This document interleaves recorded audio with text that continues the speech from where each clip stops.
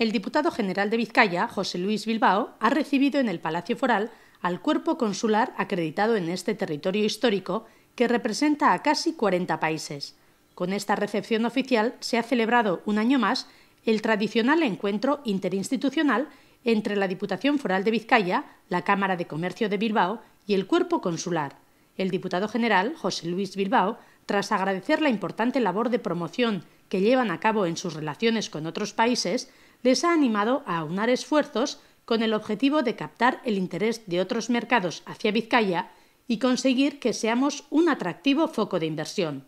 En este sentido, el máximo responsable foral ha recordado y alabado el trabajo que como embajadores de Vizcaya vienen desempeñando hace casi 100 años. Un trabajo, ha precisado, que ahora, en tiempos de crisis y de dificultades, cobra más importancia porque todos juntos debemos colaborar para regenerar de nuevo nuestro tejido socioeconómico y volver a la senda del crecimiento.